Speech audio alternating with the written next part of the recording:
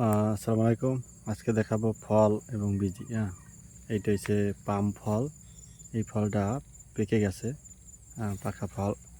এখান থেকে এই যে বীজি, এই বীজির মাধ্যমে আসলে পাম তেল হয়। এর ভিতরে অনেক তেল, এই যে তেল, চাপ দিলেই দেখছেন কীভাবে তেল বাইর হয়।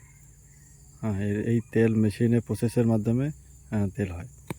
এইগুলা এভাবে থাকে, মাটিতে পড়ে থাকে। এগুলো আবার পরবর্তীতে লোকজন টুকিয়ে নিয়ে গাড়িতে দেয়, তারপরে ফ্যাক্টরি চলে যায়।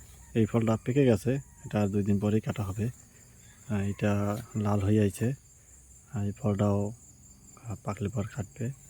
এভাবে ডাগুর ভিতরে ভিতরে ফল হয়ে থাকে। অনেকে বলে পাম গাছে সাপ আছে।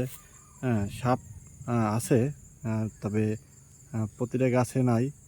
অনেক ক্ষেত্রে থাকে, সব গাছের ভিতরে ভিতরে সাপ থাকে, কিন্তু এই গাছটায় নাই। সব গাছে থাকেও না। আর এইগুলা বেশিরভাগ থাকে না।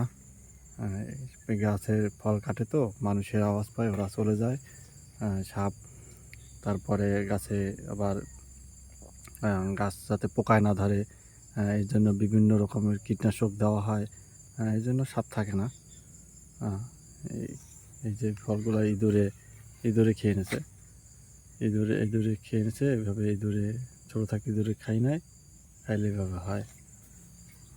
ইঁদুরও মেরে ফেলা হয়। ইঁদুর বিষ দিয়ে ইঁদুর মেরে ফেলা হয়। এটা হচ্ছে ছোটো গাছ। নিচ থেকেই দেখা যায় ফল, এবং নিচ থেকেই কাটে।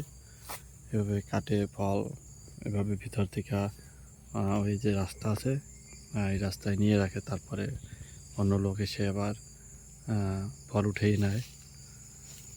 এভাবেই কাজ চলতে থাকে। এইটা হচ্ছে ফলের ফুল আর কি। এই ফলটা আস্তে আস্তে বড় হবে। এটা হচ্ছে পাম গাছের পাতা আর কি। এই যে পাতা, এই যে পাম গাছের পাতা। পাম গাছের পাতাটা অবশ্য আমাদের দেশে নারকেল গাছের পাতার মতো। এর শলাটা হচ্ছে নারকেল গাছের মতো। যদি এরা আবার দেশে ঝাড়ু তৈরি করে, ঝাড়ু হয়। আচ্ছা, আজকে এ পর্যন্তই। আগামী দিনে নতুন কিছু নিয়ে আবার নতুন ভিডিও হবে।